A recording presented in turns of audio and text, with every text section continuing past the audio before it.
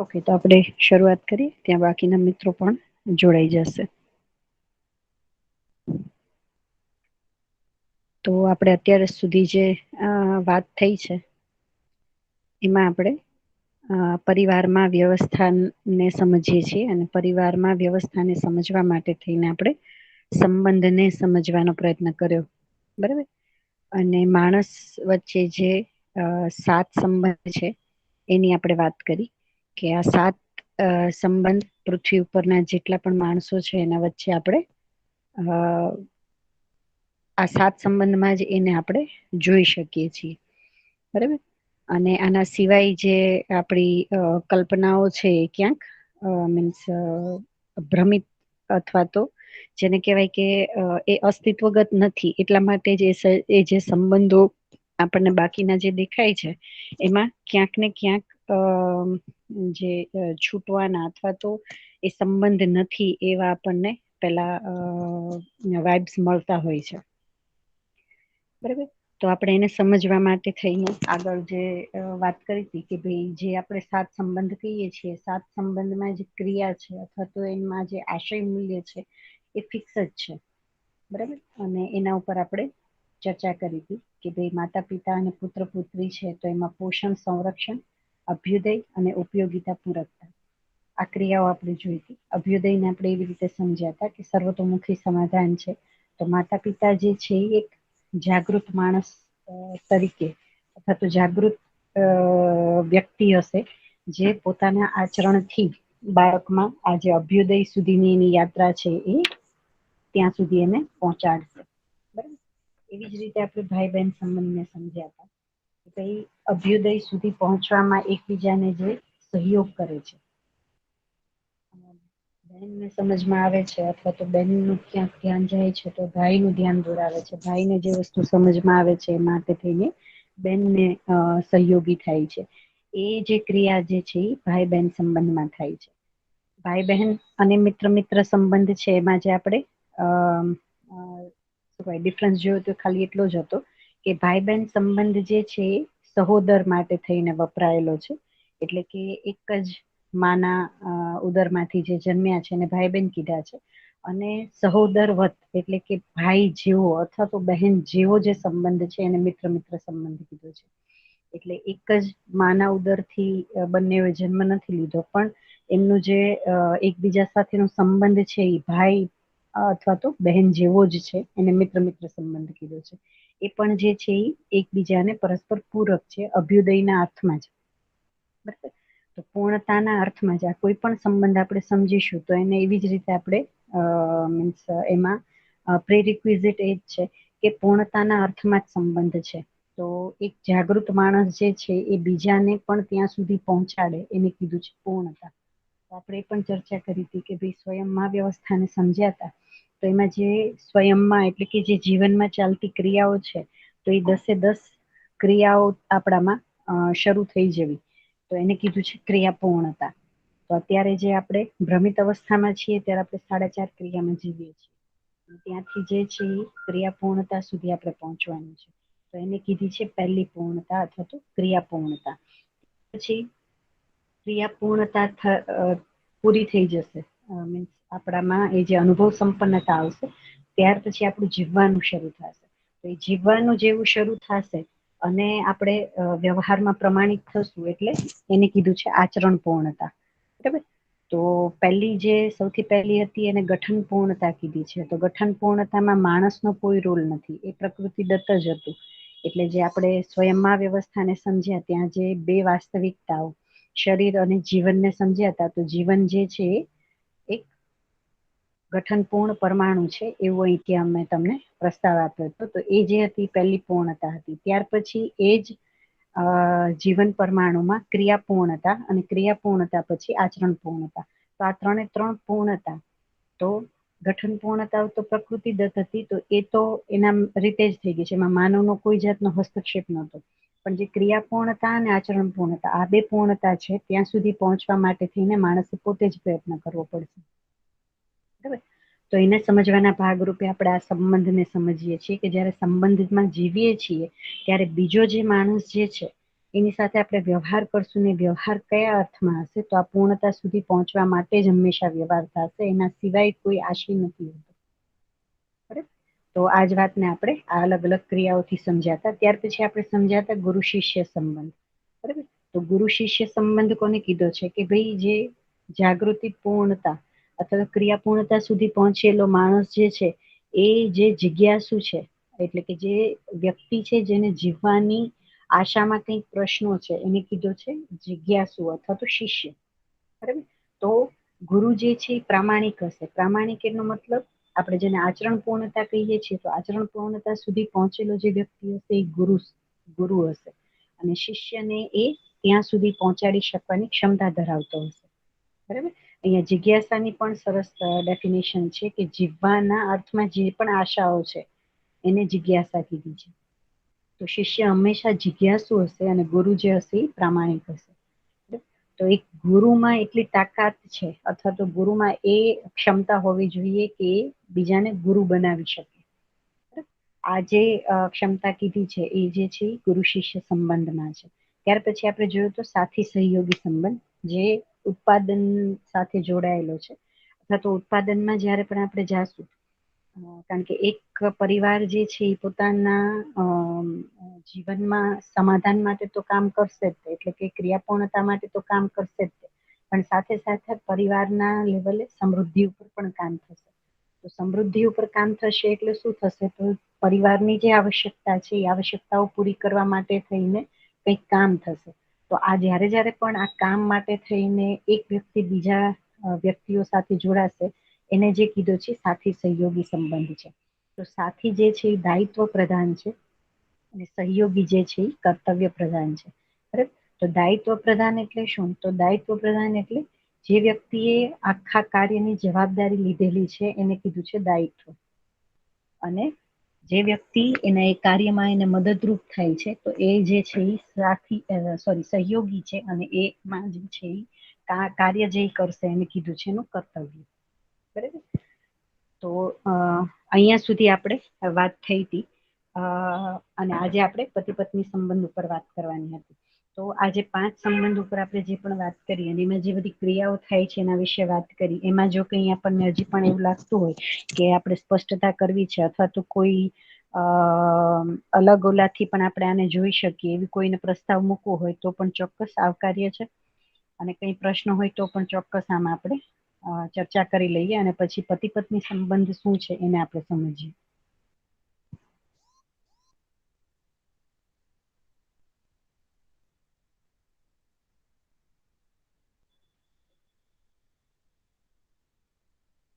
ફાલ્ગુનીબેન, તમે લાસ્ટ સેશનમાં નહોતા, તો જો આટલું જે મેં સાર મૂક્યો છે એમાં કંઈ તમારે એડ કરવું હોય તો તમે પણ ચોક્કસ કરજો.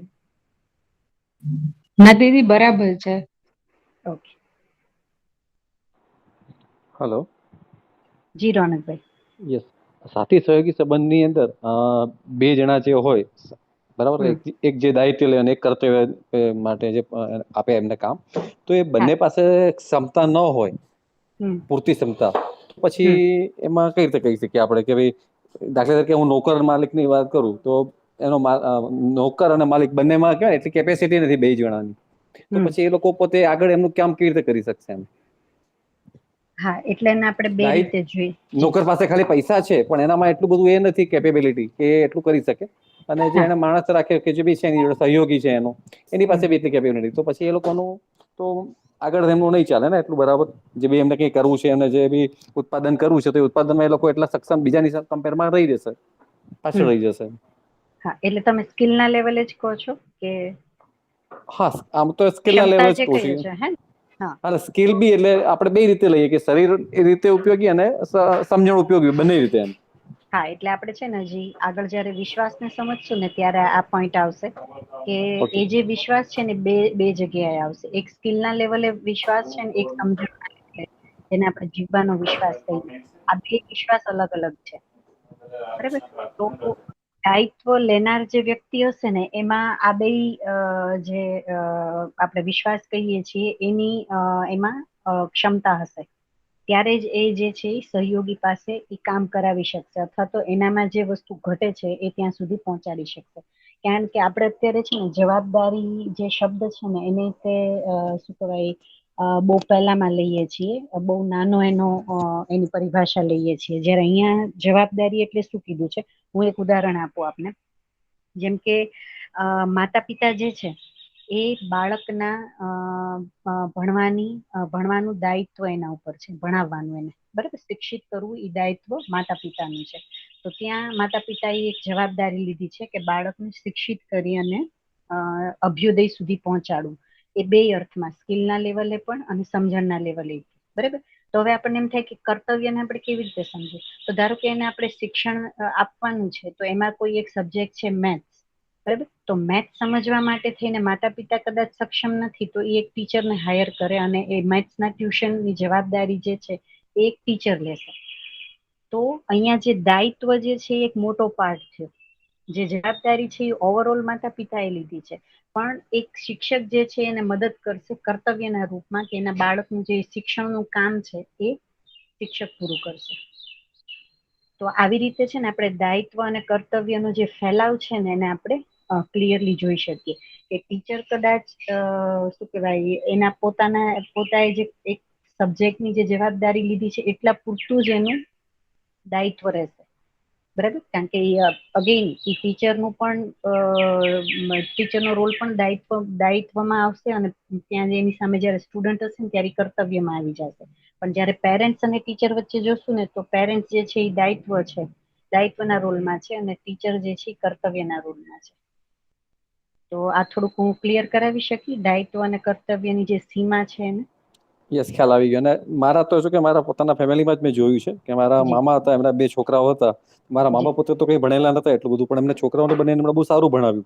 એટલે હા એમના ટીચરથી એમને જે બી એજ્યુકેશન મળ્યું તો બહુ સારું ભણ્યા, ઇલેક્ટ્રિક એન્જિનિયર બન્યો, અને બીજો બી એક સારું સીએ બન્યો, અને જી બહુ સારું એ લોકોએ પ્રગતિ કરી. અને હા હું જોઈ શકું છું કે ના, આ થઈ શકે છે. આમાં ભલે એમના માતામાં પિતામાં કોઈ કેપેસિટી નથી પોતાને, પણ જી કોઈ બી રીતે એમને મળી શકે છે અને આગળ જઈ શકે છે. રાઈટ, ખ્યાલ આવી ગયો. હા, બરાબર. તો અહીંયા સાથી તરીકેના રોલમાં પણ જે વ્યક્તિ હશે ને, તો એને આપણે અહીંયા અનુભવ સંપન્ન અથવા તો જાગૃત વ્યક્તિના ઓલામાં જ આપણે સમજી શકશું કે ત્યારે જ એ દાયિત્વ વહન કરી શકશે. એ પેલા એ દાયિત્વ વહન જ ના કરી શકે. તો તમે જે કહો છો અત્યારનો જે સિનારીઓ છે કે ભાઈ, જે ધારો કે એક મેનેજર છે, બરાબર, ભાઈ મેનેજરમાં પોતાનામાં એ સ્કિલ જ નથી, અને એની નીચે કામ કરતા મજૂરોને એવી રીતે હાંકતો હોય છે, અથવા તો એના ઉપર એને મોનિટરિંગ કરવા માટે રાખેલો હોય છે, બરાબર. પણ એ જે સ્કિલ લેવલે જે છે ને મજૂર છે એ વધારે સક્ષમ છે એ મેનેજર કરતા, બરાબર. તો એ જે છે એ અત્યારનો આપણો મીન્સ શું કહેવાય પ્રચલિત જે આપણો અત્યારનો જે સિનારીઓ છે ને, એ તમારી જે વાત છે અથવા તો તમારું જે પ્રશ્ન છે એ ત્યાંથી છે. જ્યારે અહીંયા જે કહેવામાં આવે છે શું કે સાથીના રોલમાં એ જ વ્યક્તિ હશે જે આ જવાબદારી વહન કરવા માટે થઈને સક્ષમ છે, બરાબર. તો સ્કિલ લેવલની પણ અને શું કહેવાય સમજણના લેવલની પણ, બરાબર. તો એક વસ્તુ જેમ આપણે હમણાં આગળ વિશ્વાસને સમજશું ને ત્યારે પણ આપણું ધ્યાન જશે કે ભાઈ સ્કિલને લઈને જેટલી પણ આપણી ક્ષમતા છે એને આપણે પ્રેક્ટિસથી વધારી શકશું. જેટલી પ્રેક્ટિસ કરશું એટલે સ્કિલની જે આપણી પેલું પરફેક્શન છે એ આવતું જશે.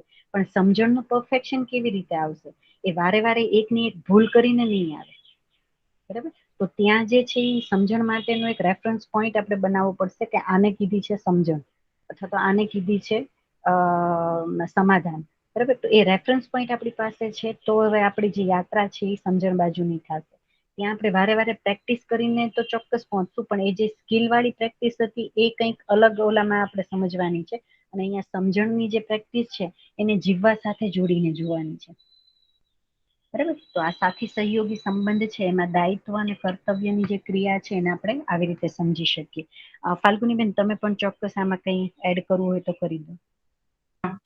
દીદી એકદમ બરાબર છે, કારણ કે દાયિત્વમાં સામે જે વ્યક્તિ છે એનામાં પણ એ સમજણ કેવી રીતે વિકસે એ રોલ પણ આવી જાય છે. એટલે દાયિત્વ મોટું છે એ સાથીનું છે, અને કર્તવ્ય છે એ સહયોગીનું છે. એટલે બરાબર સમજાવ્યું છે દીદી, એકદમ સરસ. ઓકે, તો અહીંથી હવે આપણે આગળના સંબંધ ઉપર પહોંચીએ કે અહીંયા સુધીમાં કોઈને હજી પણ આપણે પ્રશ્ન હોય કે કોઈ ચર્ચા કરવી હોય તો ચોક્કસ કરી લઈએ. પછી આજે આપણે પતિ પત્ની સંબંધને સમજીએ.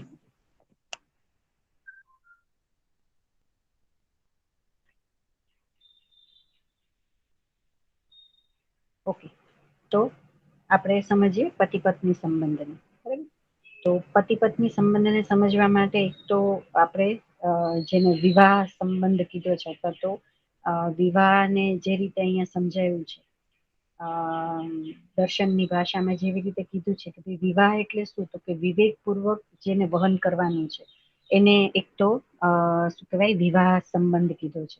બરાબર, તો વિવેકપૂર્વક વહન કરવું એટલે શું, પહેલા તો એ આપણે ક્લિયર કરીએ કે વિવેક અહીંયા કોને કીધો છે.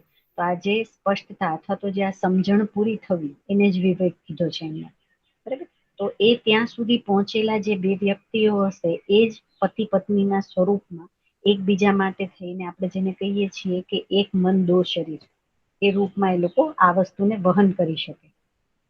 જે ખરા અર્થમાં જેના માટે થઈને અથવા તો જે વિવાહ શબ્દ જે બનાવેલો છે એને જો સાર્થક કરવું હોય તો આ જે પતિ પત્ની છે બેયમાં એક તો વિવેક પૂર્ણતા હોવી જોઈએ. તો વિવેક પૂર્ણતા એટલે શું, તો કે આ જે સમજણ જેને આપણે કહીએ છીએ ક્રિયા પૂર્ણતા અને આચરણ પૂર્ણતા, તો આ જે સમજણ પૂરી થવી એવી જ બે વ્યક્તિઓ છે એ એકબીજા સાથે જોડાય અને આ જે વિવેકનું જે છે એ વહન કરી શકે. અને પતિ પત્ની સંબંધને આપણે લાસ્ટ ટાઈમે પણ થોડીક વાત મૂકી હતી કે પરિવારનો એવો સંબંધ છે, એવો સંબંધ છે કે જેની આજુબાજુ જેટલા પણ આપણે આ બાકીના જે છ સંબંધ જોઈએ છીએ એ જોડાયેલા છે અથવા તો એના ઉપર ડિપેન્ડન્ટ છે. એ જ પતિ પત્ની જે છે એ કોઈ જગ્યાએ માતા પિતાના રોલમાં હશે, બરાબર, કોઈકના ભાઈ હશે, કોઈકની બહેન હશે. એ જ પતિ પત્ની જે છે એનું મિત્ર વર્તુળ પણ હશે. બરાબર, એ જ પતિ પત્ની છે જે એકબીજા માટે પણ આ ગુરુ શિષ્યના રોલમાં પણ હશે અને પોતાના બાળક સાથે પણ આ રોલમાં આવતા હશે. પછી જ્યારે ઉત્પાદન સાથે જોડાયેલા હશે જ્યાં પણ, તો ત્યાં સાથે સહયોગી સંબંધ પણ હશે અને વ્યવસ્થા સંબંધ પણ હશે. તો વ્યવસ્થા સંબંધને સમજશું ત્યારે આપણે એમાં હજી થોડુંક આપણે આને સમજી શકીએ. તો આ જે પતિ પત્ની સંબંધ છે ને પરિવારની જે વ્યવસ્થા છે ને એનો મૂળ સંબંધ છે. જો એ સંબંધ શું કહેવાય વ્યવસ્થિત ચાલી ગયો અથવા તો એમાં જેટલી ક્લેરિટીથી જીવતા માણસો હશે ને એનો પરિવાર આપણે જોઈ શકશું કે આપણને વધારે સંતુલિત દેખાય છે. બરાબર, તો આજે પતિ પત્ની છે તો એમાંય તે પ્રી રિક્વિઝિટ શું છે, તો ફરીથી જેમ ગુરુ શિષ્યમાં ગુરુમાં અને માતા પિતામાં જેમ વાત કરી હતી કે ભાઈ અનુભવ સંપન્ન જે વ્યક્તિ જે છે અથવા તો વિવેકપૂર્ણ જે વ્યક્તિઓ છે એ જ બે વ્યક્તિઓ ભેગા મળીને નક્કી કરે છે કે આપણે આપણી જે સમજણ છે, આપણું જે આ વિવેક છે એને આવનાર પેઢીમાં પરંપરાના રૂપમાં સ્થાપિત કરવું છે. એટલે આપણે આ વિવાહ સંબંધથી જોડાઈએ છીએ અને આવનાર પેઢી માટે થઈને આ વસ્તુને આપણે આગળ વધારીએ છીએ. એટલા માટે થઈને શું કહેવાય, આ સંબંધમાં બંધાય અને આગળની એક નવી પેઢીને જન્મ આપે. એ સમજણ સાથે જે બે જોડાયેલા વ્યક્તિ છે એને કીધું છે પતિ પત્ની. તો આટલી સ્પષ્ટતા કે ભાઈ મેરેજ એટલે શું અથવા તો મેરેજ વિશેની જે ક્લેરિટી છે એ ક્લેરિટી આપણને જયારે આ દર્શન અથવા તો અહીંયા જે જીવન વિદ્યાનું કન્ટેન્ટ સમજીએ છીએ ત્યારે મળે છે. કારણ કે આજની પેઢીમાં અથવા તો અત્યારના જે બાળકો છે એને આપણે પૂછીએ ને તો પેલા તો એ લોકોને એમાં રસ જ નથી કે ભાઈ આપણે તો મેરેજ કરવા જ નથી. કારણ કે મેરેજનું ચિત્રણ અત્યારના સમાજમાં જે બનેલું છે તો એમાં લગભગ એની જે મીન્સ જે ચિત્ર બન્યું છે એવું છે કે એમાં એકબીજાને આપણે એડજસ્ટ થઈને રહેવાનું છે. બરાબર, એકબીજાને સહન કરવાના છે. એકબીજાની જે ગમા અણગમા જે છે એની સાથે તમારી સહમતી અસહમતિ સાથે તમારે એની સાથે જીવવાનું છે. બરાબર, આવું જ કંઈક એક વિચિત્ર આપણે એનું ચિત્રણ બનાવી નાખ્યું છે. કારણ કે અજાણતા જેમ હું કહું કે ભાઈ મારી દીકરી છે તો એની પાસે ક્યારેક મારેથી અજાણતા બોલાઈ ગયું હશે કે ભાઈ જિંદગીમાં એ લગ્ન ના કરતી. કારણ કે આપણી પાસે જે મેરેજનું જે ચિત્રણ છે એ આ ટાઈપનું કંઈક છે. બરાબર, જ્યારે અહીંયા આવ્યા અને જ્યારે આ વસ્તુને સમજી કે ભાઈ વિવાહ એટલે શું, પતિ પત્ની સંબંધ એટલે શું, ત્યારે જે એની બ્યુટિફુલનેસ છે એ વસ્તુ સમજાણી કે બે એવી વ્યક્તિઓ જે પહેલા તો પોતે સમજણથી પૂર્ણ છે એ બંને નક્કી કરે છે કે આ જે સમજણ છે, આ જે વિવેક છે એને આગળની પેઢી સુધી લઈ જવા માટે થઈને અથવા તો એની એક પરંપરા બને એના માટે થઈને એ લોકો વિવાહ સંબંધમાં જોડાય છે અને પોતાની જે આગળની સંતાન જે છે એના સુધી આ જે સમજણ છે એને ટ્રાન્સફર કરે છે અને એના માટે થઈને બે પોતાનું જીવન એક સાથે જીવે છે. તો અહીંયા જ્યારે વિવાહનો શું કહેવાય સંબંધ અથવા તો પતિ પત્ની સંબંધને સમજીએ ને ત્યારે જેની બ્યુટીફુલનેસ છે ને દેખાય છે. નહીં તો આપણે જે અત્યારના પ્રચલિત ઓલામાં જોઈએ છે તો એમાં આપણને બધાને જોઈને એટલે કે આપણી પેઢીને જોઈને આપણા જે બાળકો છે એ તો લગભગ અત્યારે એ સ્ટેજે છે કે એ લોકો નક્કી કરી લીધું છે કે ભાઈ એ લોકો આ સંબંધમાં જોડાશે જ નહીં. બરાબર, તો આ એની બ્યુટીફુલનેસ છે. અને એમાં જે ક્રિયા દેખાડી છે એ જે છે યતિત્વ અને સતીત્વ. બરાબર, તો આ બે શબ્દોને પણ આપણે થોડાક સમજી લઈએ કે યતિત્વ એટલે શું, તો કે પતિ સાથે છે ને યતિત્વ છે. તો યતિત્વ એટલે યત્નપૂર્વક, એટલે કે પ્રયાસપૂર્વક, પ્રયોગપૂર્વક જે માણસ આ વસ્તુને સમજવા માટે થઈને અથવા તો એની માટે થઈને એને યત્ન કરવો પડશે. બરાબર, તો યત્નપૂર્વક એ જે છે આ પૂર્ણતાની યાત્રામાં જોડાશે. જ્યારે પત્ની જે છે ને એ સતીત્વપૂર્વક જોડાશે. સતીત્વ એટલે એમાં કીધું છે સત્વપૂર્વક, એટલે કે સંકલ્પપૂર્વક. બરાબર, તો પત્ની ને સત્વપૂર્વક કીધું છે અને પતિ જે છે એને યત્નપૂર્વક કીધું છે.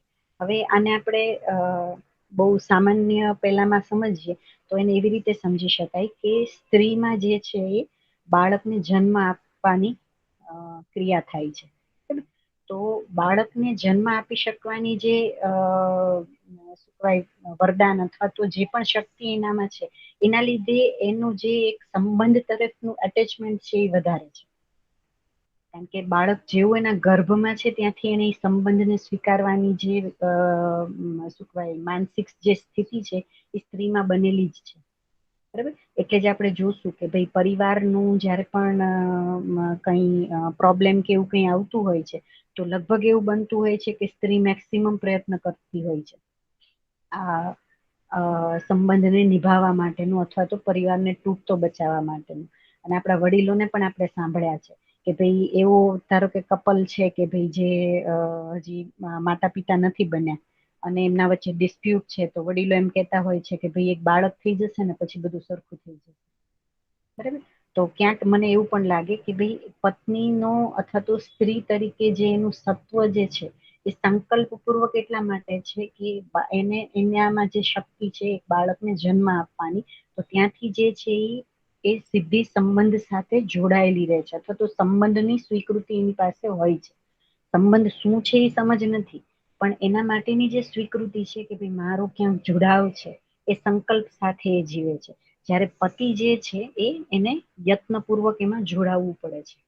બસ આટલો જ ફરક છે. અને એ પણ જ્યારે આપણે જાગૃતિ ક્રમમાં છીએ, એટલે કે જાગૃતિ સુધી પહોંચી નથી ગયા, આપણે ક્રિયાપૂર્ણતા સુધી પહોંચી નથી ગયા પણ ક્રિયાપૂર્ણતા સુધી પહોંચવાનો જે ક્રમ છે ત્યાં જ આ યતિત્વ અને સતીત્વની ક્રિયા પતિ અને પત્નીમાં દેખાય છે.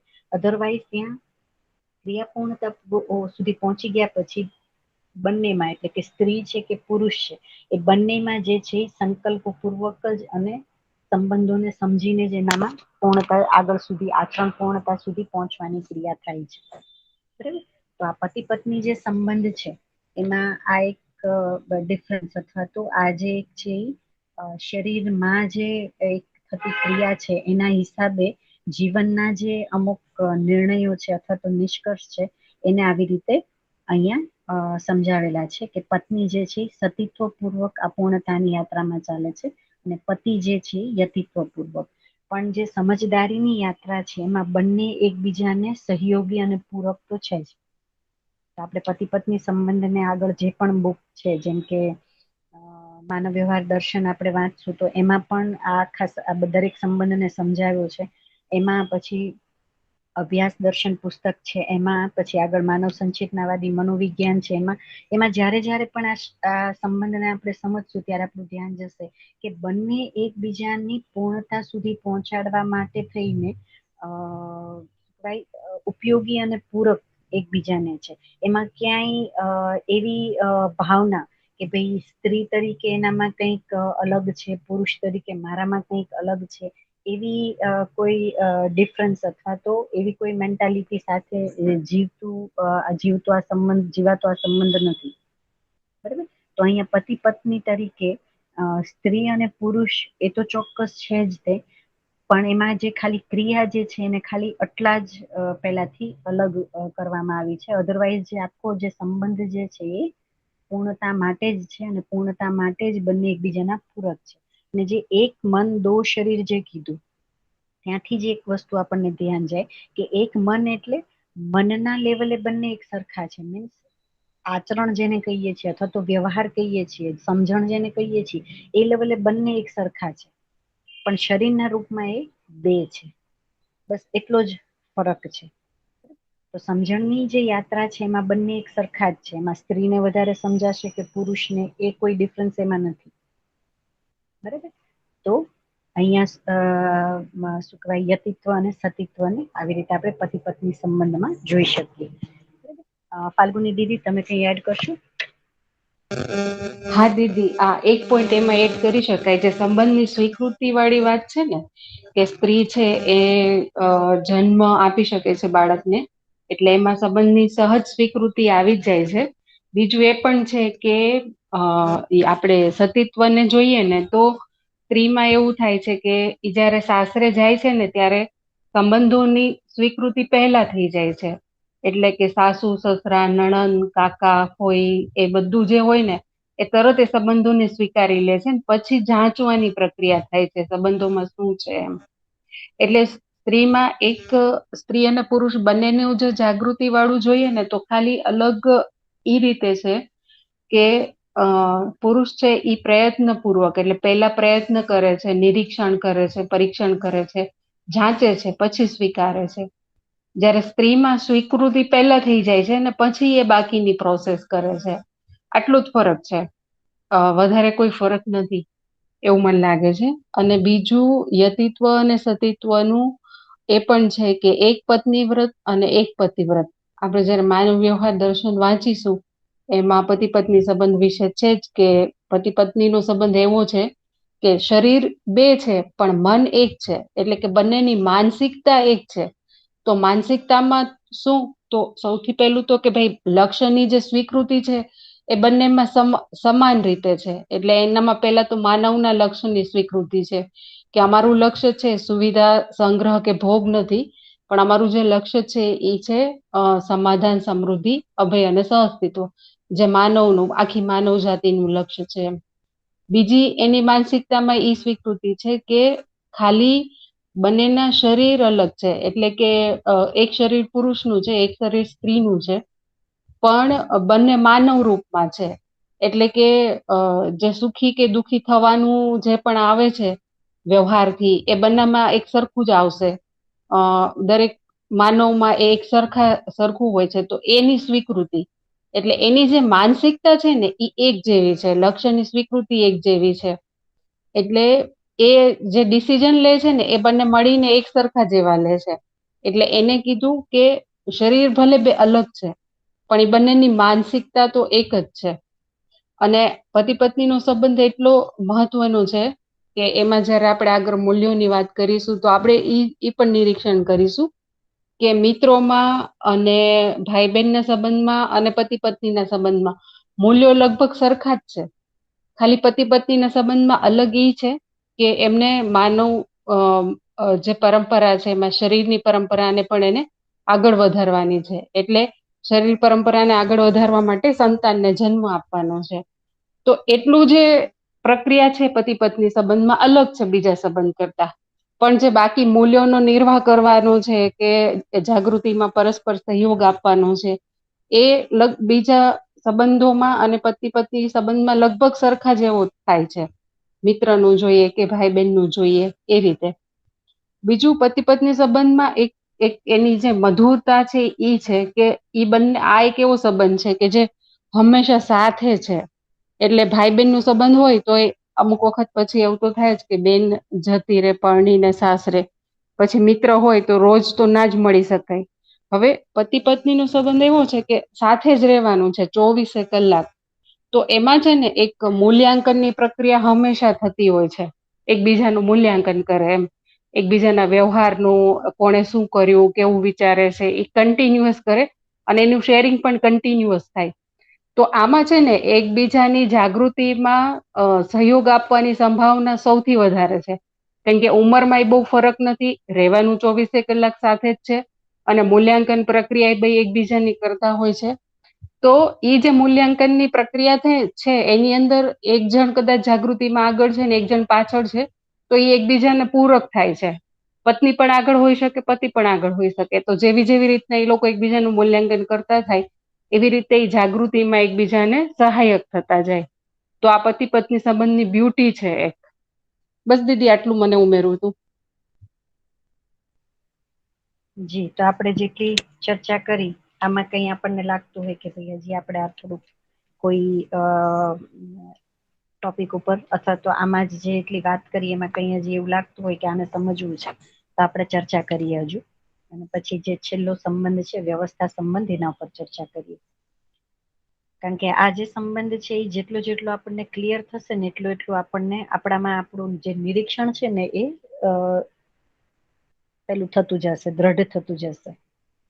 કારણ કે અત્યાર સુધી આપણે પણ આ જે સંબંધ છે એને કઈ રીતે જોયો હતો અને અહીંયા આપણને કેવી રીતે જોવાનું આપણને કહેવામાં આવે છે, અથવા તો અહીંયા જે દ્રષ્ટિનું પરિમાર્જન છે એ કેવી રીતે કરવાની વાત છે કે ભાઈ આ સંબંધને જે હું અત્યાર સુધી જે જોતી હતી અને હવે મારે કેવી રીતે એને જોવાના છે.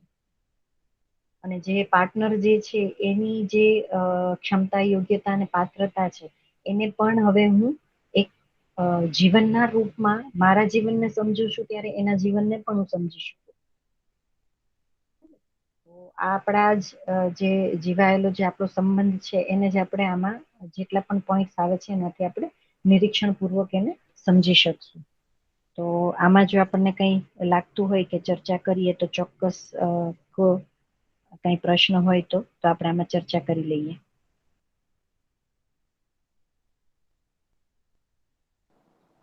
યસ, એક થોડું મારે મૂકવું હતું પ્રશ્ન. જી રોનક. આપણે જનરલી જોતા હોઈએ છીએ કે પતિ પત્ની હોય અને બાળકો હોય, તો બાળકોનું કહેવાય ને અટેચમેન્ટ જે છે એના પિતા કરતા એના એટલે કે માતા જોડે વધારે રહેતું હોય છે. કારણ કે એક વસ્તુ તમે જે હમણાં કીધી કે એના ઉદરમાંથી જ હોય ત્યારથી જ એનું અટેચમેન્ટ હોય છે માતા સાથે પોતાના પુત્ર કે પુત્રીનું. એટલે મોટા ભાગે જોતા હોય ત્યાં બધી જગ્યાએ મને એ વધારે દેખાતું હોય કે જ્યાં બી સંતાનો હોય એનું એટેચમેન્ટ વધારે પડતું માતા જોડે જ હોય. એમ ગમે તેટલું પિતાનું ગમે તેટલું એમાં યોગદાન હશે, પણ છોકરાઓનું એ લોકો માતા જોડે વધારે હોય એમ. એ મને લાગતું હોય છે હંમેશા. તો એ સત્ય છે કે ના એવું આનાથી ઉલટું બી હોઈ શકે? એનાથી ક્યાંક ક્યાંક ઉલટું ક્યાંક ક્યાંક જગ્યાએ મને દેખાય કે ત્યાં હોય પિતાનું, પણ એ બહુ ઓછું હોય. રેરલી આપણે કદાચ કહીએ જો 100%માંથી કદાચ 15-20% જ હશે. બાકી 80-85% આપણે જ દેખાશે કે ત્યાં અટેચમેન્ટ છોકરાઓનું માતા જોડે વધારે હોય. હા, એટલે એક તમારે તમે જે ધ્યાન દોર્યું છે એ બરાબર જ છે. એક તો પહેલેથી માં સાથે કનેક્ટેડ હોય છે એટલે હોય જ છે. પછી સાથે સાથે એવું પણ બને કે ભાઈ પિતા જે છે એ ઘરમાં તો એટલો સમય નથી આપતા હોતા, કારણ કે જે આપણી આવશ્યકતાઓ છે એને પૂરી કરવા માટે થઈને જે પણ આપણે કામ કરવું પડે છે એના માટે તમે બહાર હોય છો, અને માતા જે છે એની સાથે 24 કલાક હોય છે. એટલે એ પણ એટેચમેન્ટ હોય છે. પણ એ બધા જે એટેચમેન્ટ છે ને એ જે મેં બહુ પહેલા એક વખત વાત કરી હતી કે ભાઈ બાળકનું એક કઈક ક્રમ છે કે પહેલા અનુસરણ છે, પછી અનુકરણ છે, પછી અનુશાસન છે, પછી સ્વાનુશાસન છે. બરાબર. આ જે ક્રમ છે ને એમાં મને લાગે છે અનુસરણ અનુકરણ સુધીની જે સ્થિતિ છે, એટલે મને લાગે છે કે મેક્સિમમ 8 વર્ષ નું જે બાળક છે, 8 થી 9 વર્ષનું, ત્યાં સુધી આ જે અટેચમેન્ટ છે ને એનું મા તરફનું હોય છે. પણ જેવું એનામાં પોતાનામાં એનું જે લોજિક ડેવલપ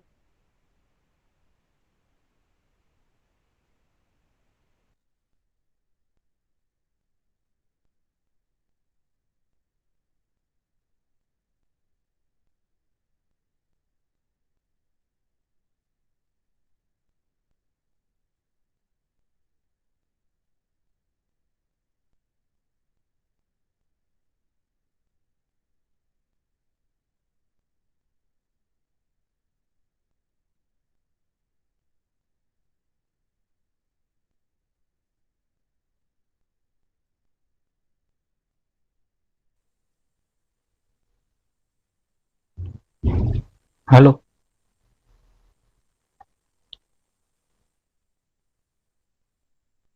હાલો.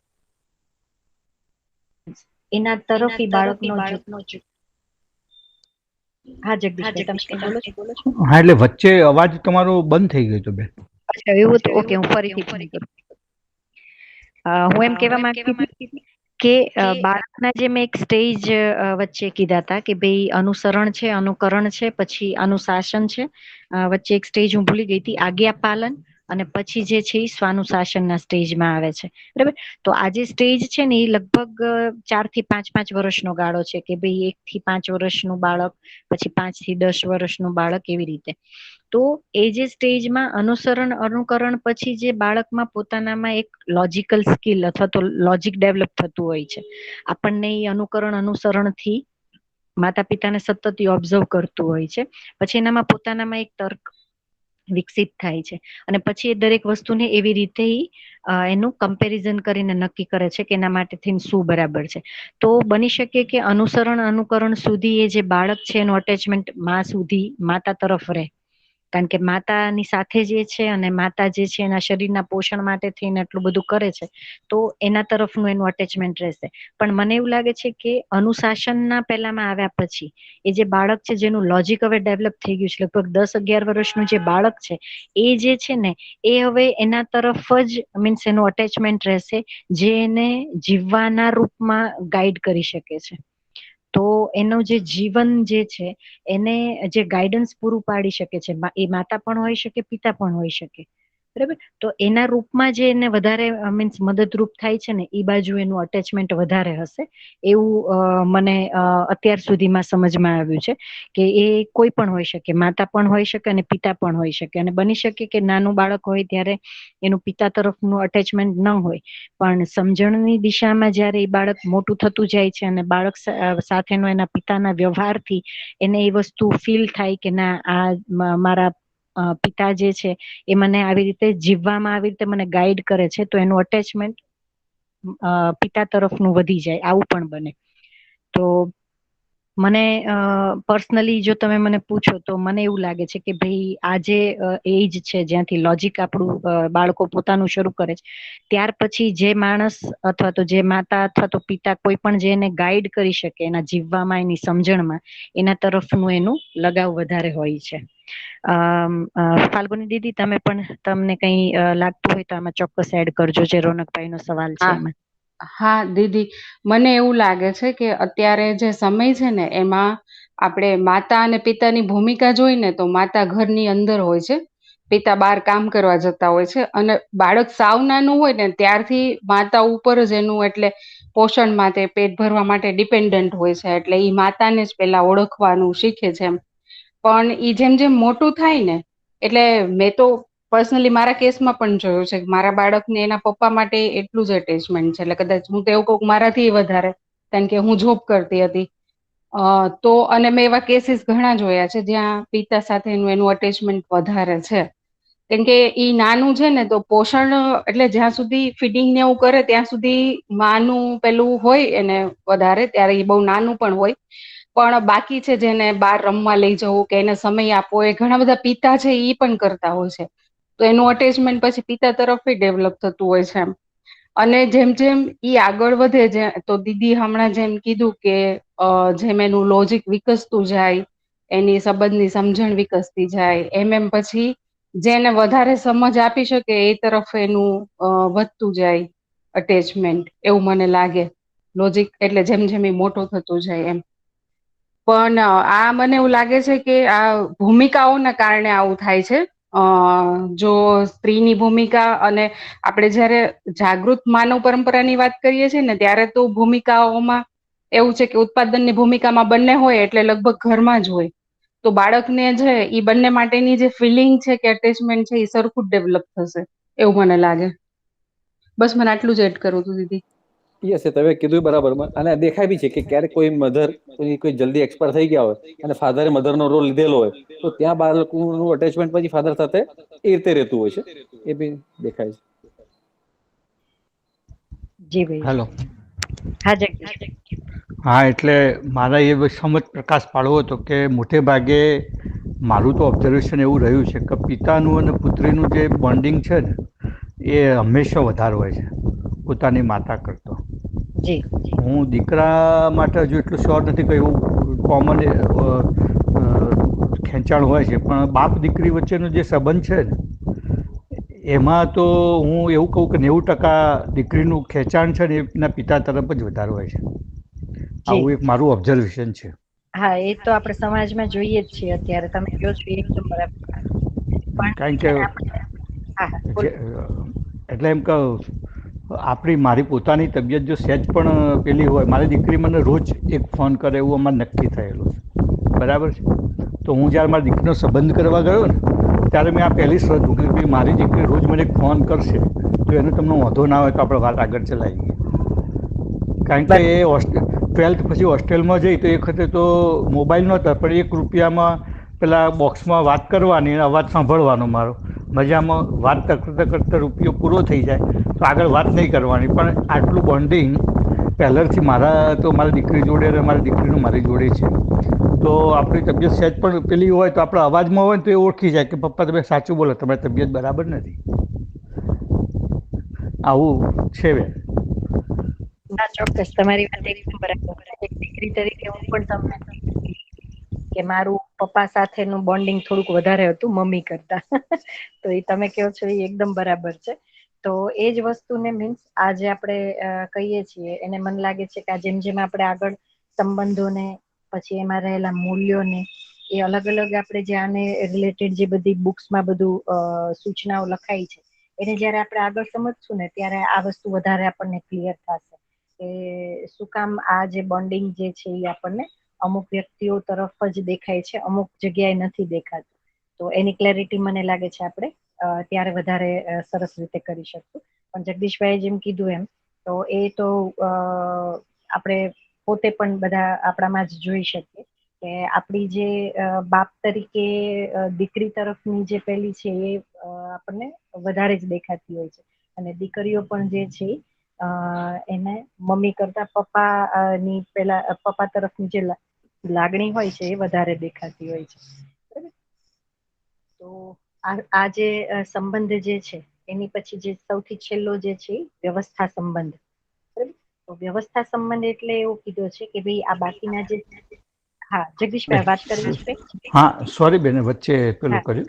ના પણ ચોક્કસ. આપણા પતિ પત્ની સંબંધમાં જે સમજ્યા ને એ જાગૃત બે માનવ વચ્ચેનું તો બહુ એક આદર્શ અને એકદમ વાત મને સમજાઈ ગઈ. પણ જી અત્યારના હાલના જે આપણે પતિ પત્ની સંબંધો છે એમાં અત્યારે ખાસ તો યુવાઓમાં એક વાત છે કે ભાઈ સ્ત્રી એવું માને છે કે ભાઈ પુરુષ સમોવડી મારે થઈ જવાનું છે, બરાબર છે. અને પુરુષ સમોવડી થવા માટે થઈને એ જોબ પણ કરે છે અને કદાચ જરૂરિયાત હોય ફેમિલીની તો પણ જોબ કરે છે.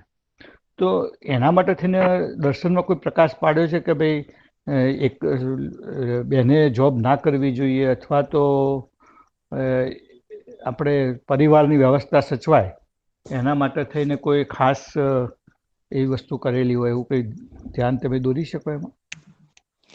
હા, આમ દર્શનમાં તો એવું ના કહી શકાય કે એમાં પર્ટિક્યુલરલી આવી રીતે લખ્યું છે, પણ જ્યારે જ્યારે આ બધા પાસાને આપણે સમજીએ છીએ ને કે ભાઈ સંબંધ એટલે શું, પરિવાર એટલે શું, આ બધું જયારે સમજીએ ને ત્યારે એમાં જે મેઇન રોલ ભજવતા જે પતિ અને પત્ની આવે ને તો એ બંને એકબીજાનું શું દાયિત્વ શું કર્તવ્ય એ પોતાની રીતે જ નક્કી કરે છે.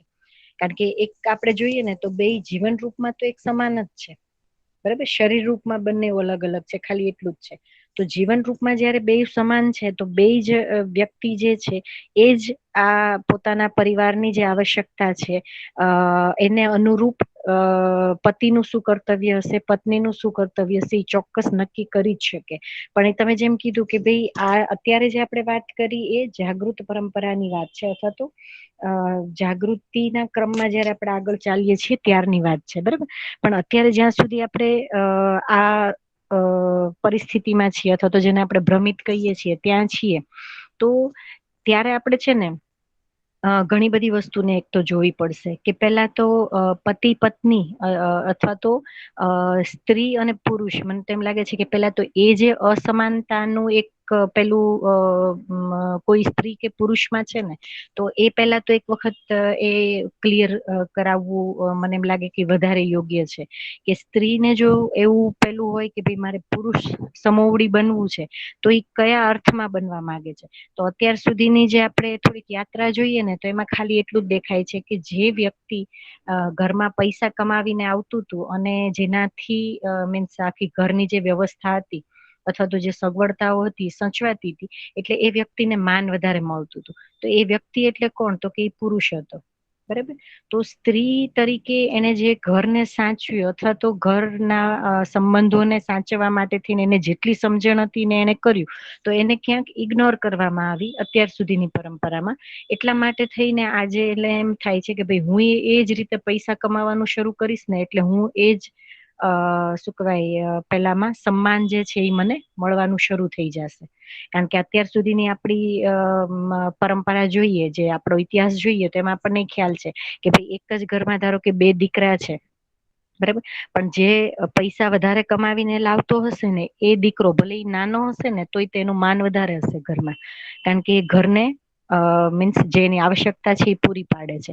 જયારે બીજો વ્યક્તિ જે છે અથવા તો બીજો દીકરો છે એ કદાચ સમજણમાં વધારે હોય, જેમ ફાલ્ગુની બેને આ ઉદાહરણ આપ્યું હતું, બરાબર, તો એ વ્યક્તિ કદાચ જે છે એ કદાચ જીવવામાં સારો હશે, સંબંધમાં જીવી શકતો હશે, બીજા બધાની જે આવશ્યકતા છે એનું ધ્યાન રાખતો હશે, પણ જો એ પૈસા નહીં કમાવી શકતો હોય તો એનું જે માન હશે એ ઓછું હશે. પણ જે પૈસા કમાવીને લાવે છે અને જે સુખ સુવિધાઓ છે એને જે પૂરી પાડી શકે છે એનું સન્માન વધારે છે. બરાબર. તો આપણે ક્યાંક આપણા ઇતિહાસને આખો જોશું ને તો આપણું ધ્યાન જશે કે ભાઈ આ એક માનસિકતા સાથે આપણે અહીંયા સુધી પહોંચ્યા છીએ. એટલે જ આજે બધી જગ્યાએ ભાવના એ જ છે કે ભાઈ સ્ત્રીને પુરુષ સમોવડી બનવી છે. એટલે એ શું ટ્રાય મીન્સ બધી જગ્યાએ જે સ્ત્રી સશક્તિકરણના કાર્યક્રમ થાય છે એમાં ખાલી કેટલું થાય છે કે ભાઈ ઈ પુરુષ જે કરી શકે છે ને દરેક કામ કરી શકે છે, એ હું કરીને દેખાડું કે ભાઈ હું કરી શકીશ એમ, અને હું કરી શકું છું. તો એ જે છે ને ખાલી સ્ત્રી સશક્તિકરણનું કામ થાય છે. જ્યારે આપણને અહીંયા જીવન વિદ્યાના કન્ટેન્ટમાં શું કહે છે કે ભાઈ જીવન રૂપમાં બંને સમાન છે. બરાબર. જીવન સ્વરૂપમાં હું જે મનવૃત્તિ ચિત્ત બુદ્ધિ આત્માના બનેલું જીવન છું, એવી જ રીતે સામે વાળો વ્યક્તિ પણ એ જ છે. મારી સમજ ઉપર જેમ હું કામ કરીશ ને હું સમજણથી જીવી શકીશ, એવી જ રીતે સામેવાળી વ્યક્તિ પણ જીવી શકશે. પણ જે દિવસે એની સમજણ ઉપર એ કામ કરશે ત્યારે, બરાબર. ખાલી શરીરના રૂપમાં જે બંનેની શક્તિઓ છે એ કદાચ વધતી ઓછી હોઈ શકે, બરાબર. શરીરના રૂપમાં અમુક એવા જે પેલા હશે એ કદાચ સ્ત્રી કરી પણ શકે, ન પણ કરી શકે, પુરુષ કરી પણ શકે અને ન પણ કરી શકે. તો શરીરના લેવલે બંને અલગ છે.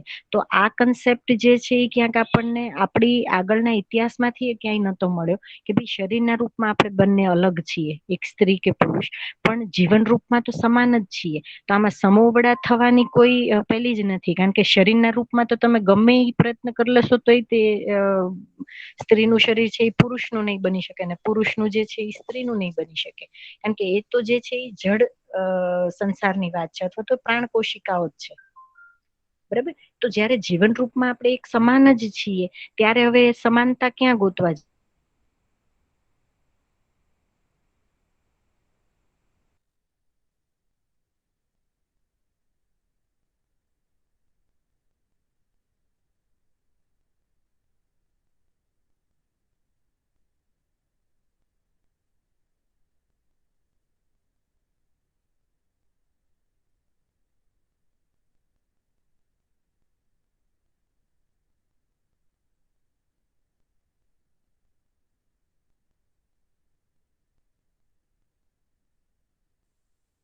અવાજ આવતો નથી બેન, એટલે મારે એકલા નથી આવતો કે બીજા મિત્રોને પણ નથી આવતો? ના ના, નથી આવી ના, રહ્યો. અવાજ બંધ થઈ ગયો છે એમને. યસ યસ, નથી આવતો.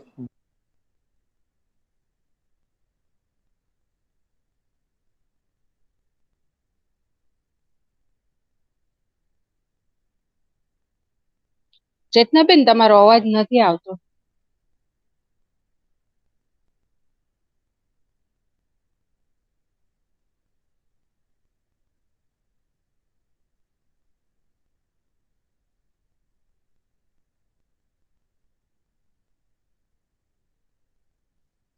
ચેતનાબેનને ત્યાં નેટવર્ક ઇસ્યુ લાગે છે, હમણાં જોડાઈ જશે.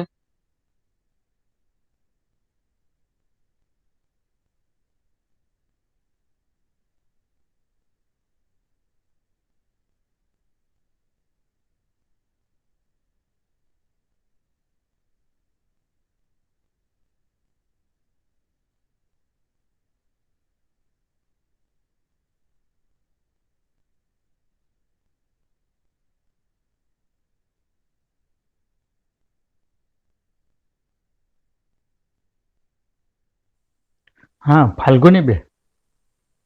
હા જગદીશભાઈ, હું પણ થોડી વાત કરી શકું? હા, એટલે હું તમને એ જ કહેતો હતો કે હા ત્યાં હા સુધી હા એક પ્રશ્ન છે ને, હા એ હા હા, પ્રશ્ન હું હું વાત જરા કરું. તમને પૂછી લઉં કે હા હા, બરોબર. આ સત્રમાં તો હું 2 વીકથી જ જોડાયો, બરાબર છે? જી. અને મારે એવું મગજમાં હતું કે આ ફક્ત બહેનો માટેનો કાર્યક્રમ છે, સોરી એના માટે. હા પણ પછી મેં મારા મિસિસને આ સાંભળો એના માટે થઈને મેં 1-2 દિવસ એને આ કાર્યક્રમમાં જોડવાનું, પણ એને તો 2-3 એપિસોડ પછી રસ પડ્યો નહીં, બરાબર છે? તો હવે આપણે હાલ પતિ પત્નીના સંબંધની વાત કરતા હતા, તો એમાં આપણો યતિત્વ અમારો રોલ છે કે યત્નપૂર્વક પ્રયત્ન કરીને એમને સમજાવવાનો. તો હવે એમાં અમે વધારે શું કરી શકીએ? એટલે એ જે સમજાવવાળી છે ને વાત, હા જગદીશભાઈ તમારું માઇક બંધ કરવું હા પડશે. હા, એટલે અત્યારે આપણે જે આખું સમજીએ છીએ ને, બાબાજીએ જે પણ વાત મૂકી છે દર્શનમાં, એ છે ને એક આખું જાગૃત પૃથ્વી કેવી હોય, જાગૃત પૃથ્વી ઉપરના માણસો કેવા હોય, એના સંદર્ભમાં વાત થાય છે બધું, બરાબર ને? એટલે એમના જે આખું આપ્યું છે ને, એ જાગૃતિના કન્ટેક્સમાં જ આપ્યું છે. આપણે એ કન્ટેક્સમાં જયારે અત્યારના સંબંધોને જોઈએ ને, તો આપણને એમ લાગે કે આપણે તો બહુ જ પાછળ છીએ અને અહીંયા કેવી રીતે પહોંચવું. એનું કારણ એ છે કે આપણે બધા અત્યારે જાગૃતિ ક્રમમાં છીએ. આપણે જેમ જેમ આપણે અધ્યયનમાં આગળ વધશું ને, એમ આપણે વાત કરીશું કે જાગૃતિ એટલે શું. અને જાગૃતિમાં માનવ 3 પદમાં છે: માનવ, દેવ માનવ અને દિવ્ય માનવ. તો બાબાજી જે વાત કરી છે ને સંબંધની, અને એ બાબાજી જે વાત કરી છે એ જ અમે તમારી સામે મૂકીએ છીએ. એ 2 જાગૃત માનવની પરસ્પરતામાં વાત કરી છે. તો હવે તો આપણે તો કોઈ જાગૃત છીએ નહીં, આપણે તો અત્યારે સમજવાના ક્રમમાં છીએ. તો પછી બધી વસ્તુને કેવી રીતે લેવી? તો આમાં એવી રીતે લેવી કે જેમ એમને જે જાગૃત માનવમાં જે પતિનું સ્વરૂપ આપ્યું છે ને, અને જે પત્નીનું સ્વરૂપ આપ્યું છે, તો હું એક પત્નીની ભૂમિકામાં છું. તો હવે મારે શું કરવાનું? હું પોતે જાગૃત નથી અને મારા પતિ પણ જાગૃત નથી, એ પણ અધ્યયન નથી કરતા. તો મારે મારી ભૂમિકા એ છે કે હું પહેલા એ સમજું કે એમને જાગૃત પત્નીના રૂપમાં શું કીધું છે, એક પત્નીની શું શું ભૂમિકા છે, એક પત્ની કેવી હોય. હું એક બાળકની માં પણ છું, તો માની શું ભૂમિકા છે, એક જાગૃત માં કેવી હોય, એને હું આખું પેલા તો સમજી લઉં એકદમ સરસ રીતે. માનવ વિશે શું કીધું છે એ સમજી લઉં.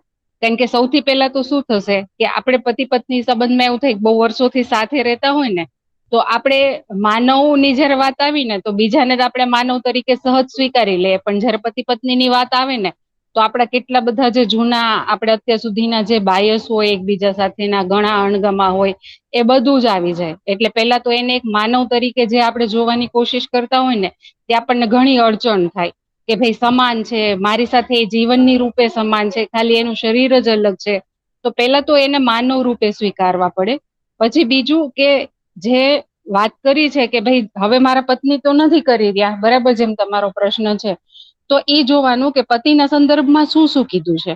તો એ માટેનો એફર્ટ કરવાનો કે ભાઈ યતિત્વની વાત કરી છે, તો સૌથી પહેલું તો આવે છે એમાં એક પતિ ને એક પત્ની વ્રત. એટલે મન વચન કર્મથી એક જ પત્ની, એક જ પતિ. પછી બીજું 2 માનસિકતા એક થાય એવી વાત કરી છે. તો હવે તો માનસિકતા તો અલગ જ છે બંનેની. તો લક્ષ્ય જે છે ને, એ સૌથી પહેલા તો સ્વીકાર થાય. એના માટે શું કરવું પડે? તો સૌથી પહેલા તો મારે એ સમજવું પડે કે ભાઈ આમાં જે સમાધાન કીધું છે કે સમૃદ્ધિ કીધું છે, એનો શું અર્થ છે. તો આપણે શું કરવું પડશે? સમજવામાં પેલા બહુ જ સમય આપવો પડશે. અને જેમ જેમ આપણી સમજણ વિકસતી જશે ને, એમ એમ આપણને ખ્યાલ પણ આવતો જશે કે હંમેશા જે આપણે વાત કરીએ ને સામે વાળાને, એની યોગ્યતા જોઈને વાત કરીએ. જો એની યોગ્યતા ન હોય અને આપણે વધારે આપવાની કોશિશ કરીએ ને, તો એ ત્યાંથી અસ્વીકાર થવાની છે એ વાત. તો આપણી જેમ જેમ સમજણ વધતી જાય, તો એમાં 2 વસ્તુ થશે. એક તો આપણું જે જીવવાનું સ્વરૂપ છે ને, એ બહુ સારું થતું જશે. કારણ કે આપણે જે અસ્તિત્વમાં જે પતિનું સ્વરૂપ છે કે પત્નીનું સ્વરૂપ છે કે પિતાનું સ્વરૂપ છે, એ રીતે જીવવાની કોશિશ કરી રહ્યા છીએ. તો આપણામાં તો એ એક સારું જે છે એ થશે જ. સાથે સાથે આપણે બીજી પ્રોસેસ ઈ કરવાની છે કે સામેવાળાની યોગ્યતા છે કે નહીં. જો એની યોગ્યતા ન હોય, તો આપણે ધીરજ રાખવી પડશે. કારણ કે જેમ આપણે જેમ જેમ આગળ વધતા જશું ને, એમ સૌથી પહેલા તો માનવના ગુણ આવશે કે ધીરતા, વીરતા, ઉદારતા દરેક માનવમાં હોય, ચાહે એ સ્ત્રી હોય કે પુરુષ હોય. તો સામેવાળું જે આપણું પાત્ર છે, એને આપણે સહન કરવાની, એની સાથે ધીરતાપૂર્વક કામ પાર પાડવાની, ઈ પણ આપણી તૈયારી જોશે. કે કે આજે નહીં સમજે તો કાલે જ સમજશે, તો એ ધીરતા આપણામાં વિકસિત થતી જશે. તો બે પ્રોસેસ સાથે ચાલશે, આપણી સમજણ વિકસતી જશે અને સાથે સાથે આપણે સામેવાળાની યોગ્યતા જોઈને પછી વાત મૂકવાની. એવું બિલકુલ જરૂરી નથી કે આજે મને પતિ પત્ની સંબંધ વિશે સમજાઈ ગયું એટલે હું તરત જ એમને સમજાવી દઉં, વાત કરું. કારણ કે ઈ તો આપણી વાતથી નથી માનવાના ને. આપણે આટલા વર્ષો સાથે રહ્યા છીએ, એમને આપણું આચરણ ખબર છે. 20-25 વર્ષથી આપણી સાથે રહે છે જે, એને તો ખબર જ છે આપણે વ્યક્તિ તરીકે કેવા છીએ એમ. તો આજે આપણે ખાલી એમની સામે વાત મૂકશું તો ઈ તરત સ્વીકાર કરવાના નથી. પણ જેમ જેમ આપણે અધ્યયનમાં આગળ વધશું ને એમ જેમ જેમ વસ્તુ આપણા આચરણમાં આવતી જશે ને, તો આપણું આચરણ જોઈને એમનામાં બદલાવ આવશે, એમનો આચરણનો કોઈ પ્રભાવ પડશે અને પછી આપણે યોગ્ય સમયે વાત મૂકશું ને તો એને સ્વીકાર થશે. મને તો આ પ્રક્રિયામાં આવું લાગે છે. જગદીશભાઈ, તમને શું લાગે છે આ વિચારમાં, એ તમે કહો.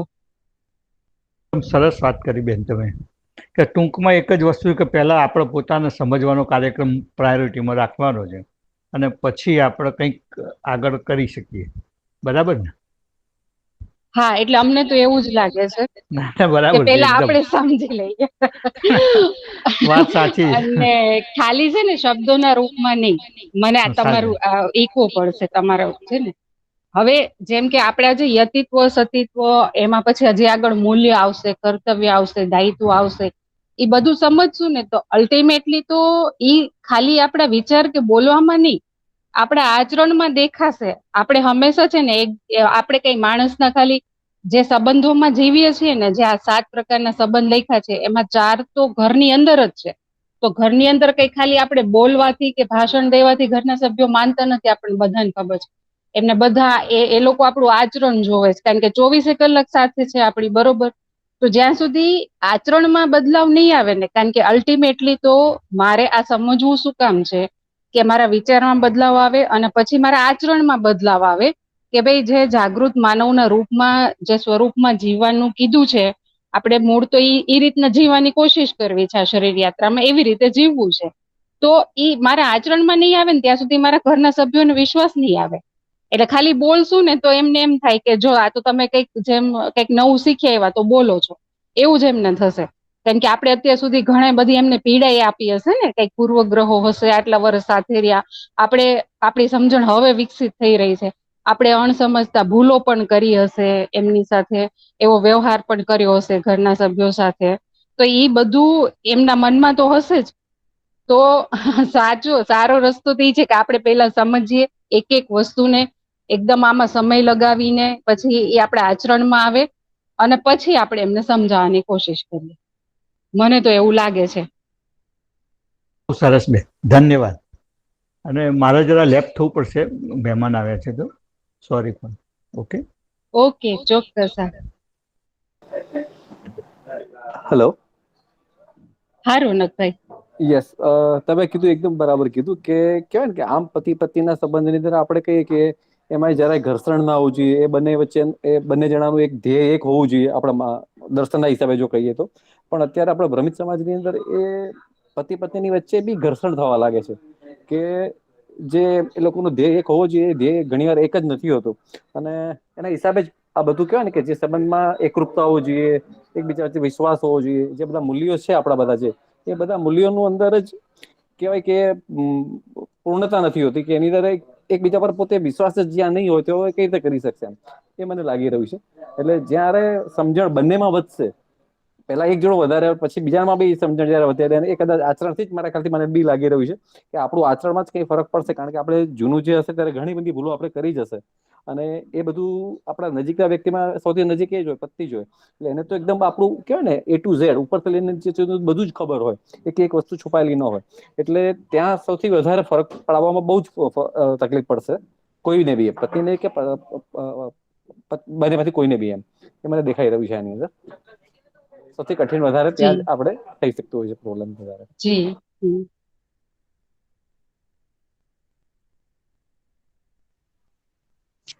સોરી, મારે નેટવર્ક જતું રહ્યું હતું એટલે મારે લેફ્ટ થઈ ગઈ હતી હું. તો ના, સરસ. અમે થોડી વાત કરી લીધી. જગદીશભાઈ નો પ્રશ્ન હતો કે ઓકે. હા આ તો જાગૃત માનવના કન્ટેક્સમાં છે, તો હા અત્યારે આપણે શું કરવું, તો એ સંદર્ભમાં થોડી વાત થઈ. હા, એટલે આપણે મને લાગે છે આપણે પરમ દિવસે ફરીથી જોડાય ત્યારે આના ઉપર પણ ચર્ચા કરશું.